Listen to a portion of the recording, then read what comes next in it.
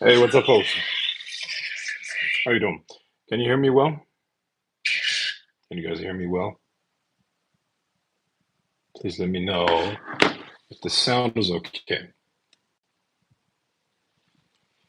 you guys hear me good? All right.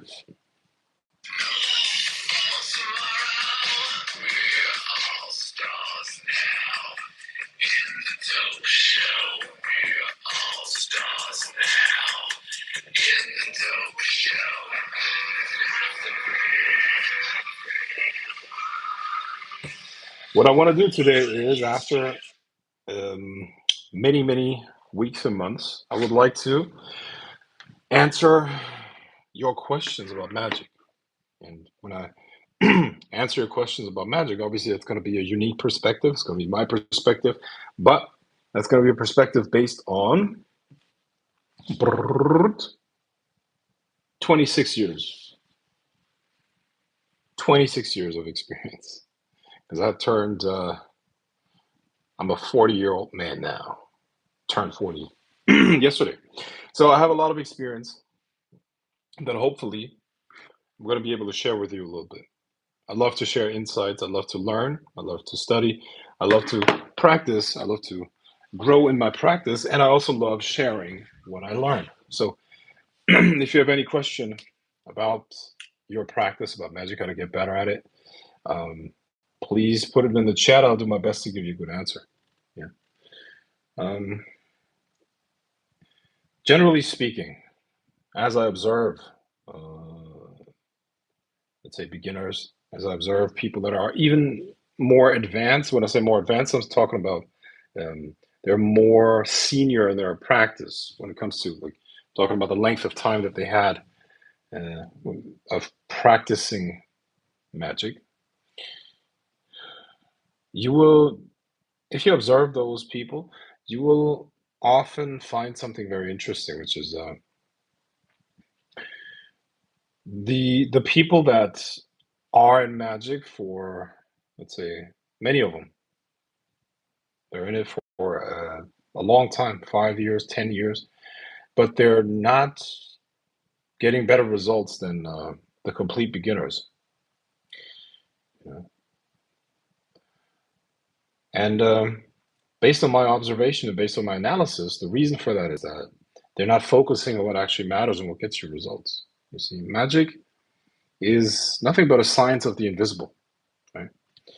There's a visible world that we can interact with and with our physical senses, and this is usually what most people mean when they talk about reality, right? When they say reality, they're talking about the physical 3D world. But occultism, hermeticism, uh, magic, that is the cartography, the exploration, the studying, and um, eventually control over the invisible worlds, you see. And this is not really mysterious in the way that most people would think. It's not far away or in a distant land or something like that. You are part of these other worlds. What am I trying to say here? There's an energy field that connects everything, and this energy field just has a certain structure. Okay, and this energy field connects everyone, but at the same time, there are parts of you that are more individualized and parts of you that are more part of this collective whole. And it's all one energy field. And your attention, which is a state of consciousness, determines what you're focused on primarily right now. Okay. So right now, you're focused more on the physical world. So your attention is more on the input from the physical senses and the physical body.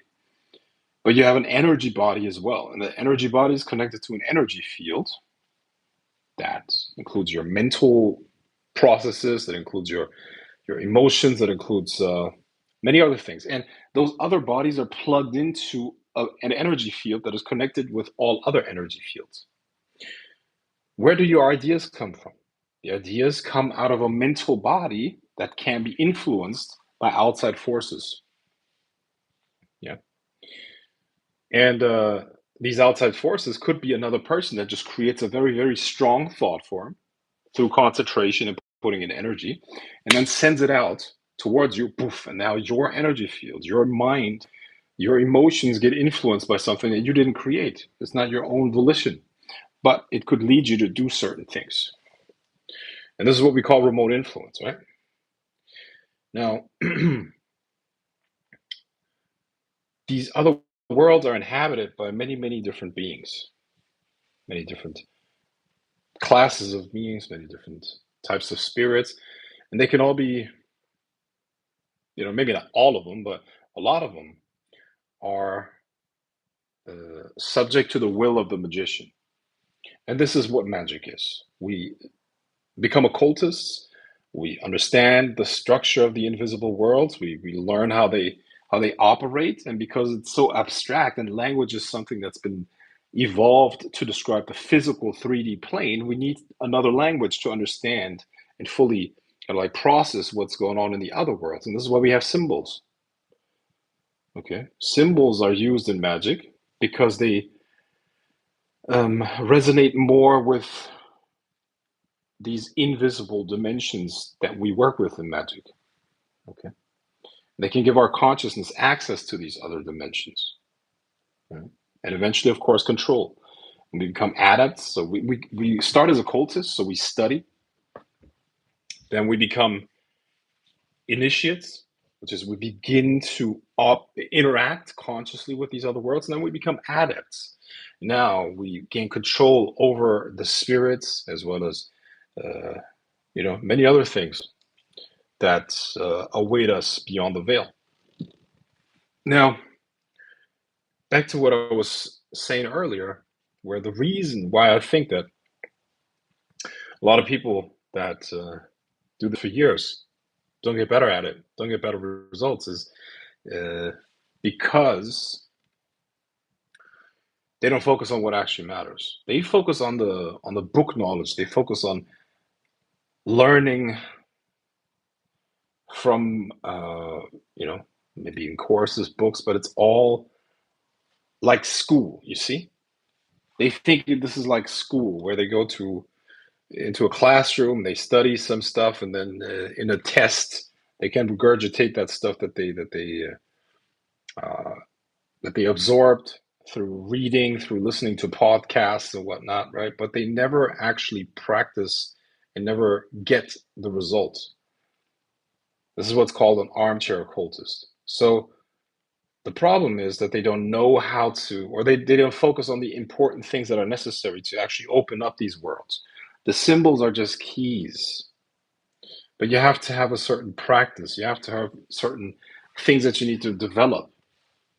You need to develop your imagination. Your imagination is the gateway. And it's when we say imagination, it's not that it's not real. The imagination is just a receiver and a transmitter of frequencies, so that you can project things into these invisible worlds, and you can receive things from these invisible worlds. But for that, like a muscle, the imagination has to be trained because it's part of your energy body, and that needs to be strengthened, needs to become strong. Think about it. You want to change something in the invisible worlds. That requires power, that requires force. If you want to lift heavy weights in the physical world, what do? You train your physical body. You lift weights so that so that your physical body, your muscles get stronger. If you want to move the invisible worlds, you need to strengthen your other bodies, your aura, your energy body needs to get strong, and that is done through certain exercises. You need to strengthen your imagination. You need to work on your energy field. You need to you know work your chakras. You need continuously you need to surround yourself with those energies. Continuously you need rituals that attune you like an instrument. Your body, your energy field is an instrument, and you need to put it on the frequency that you want to experience. And so the magical universe is opened up by you being a certain way. Your being must be magical, and then magic will open up to you. Okay, so the first question here that I'm seeing is, How would you go about manifesting without any interference from people's competing Riyah?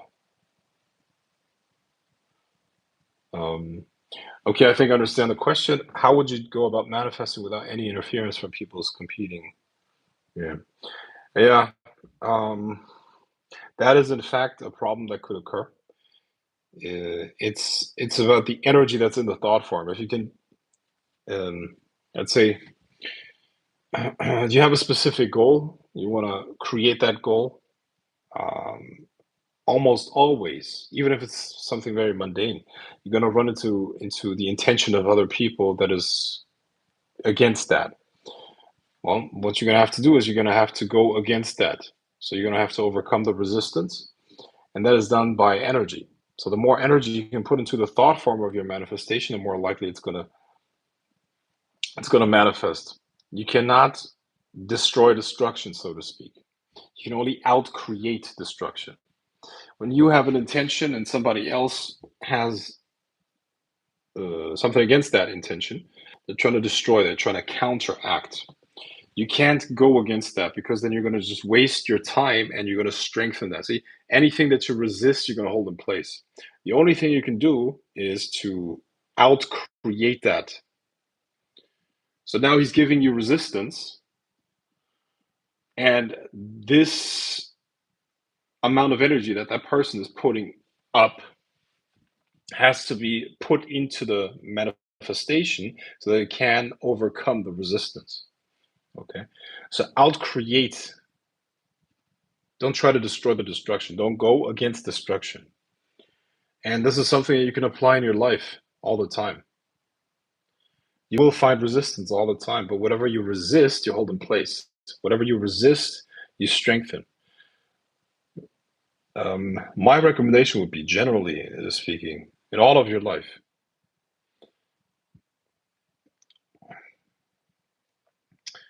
don't resist the things that you don't like.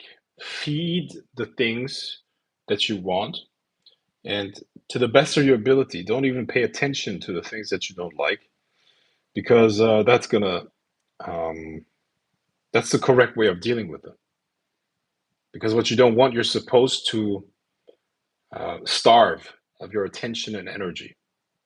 This is also something I get a lot of guys talking about, problems in their relationships, for example. You know, it's very simple.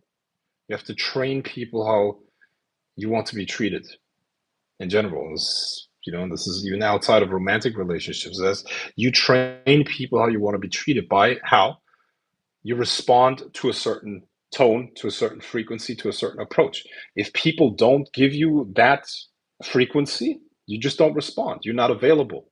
So that's how you train them. And from now on, they know that if they want to communicate with you, they have to call you on a certain frequency, which is respectful, pleasant, you know, and that does wonders. A lot of problems in society will be handled that way. Don't react to the things that you don't want. You starve them of energy. Hey boss, happy belated birthday. Thank you, appreciate that. How do you retain the skills gained in this lifetime for the next? Very good. Um, you know, that's a very good question. Now, they will be um, they will be stored in your consciousness, so to speak, even in the consciousness that you take into the next body. Um, I would try to make sure as good as I can to control the reincarnation so that I have the best possible conditions to uh, first of all, redevelop the things that I already know, and secondly, to even surpass that. You know. So if that makes sense to you right now, what you can learn is you can learn how to control the reincarnation process to an extent, and then make sure that you incarnate into a condition that allows you to very very fast recreate those abilities, and then to even surpass them. Can you charge multiple sigils at once for different goals as a beginner, or would it be best to do it one at a time? I don't even think you can do that as an advanced person to charge multiple sigils all at once. I don't think that works. I don't know what method you're using here to charge the sigils, but if you're talking about uh, a sigil magic operation, where you upload that, I don't even think advanced magicians charge multiple sigils at once. You know.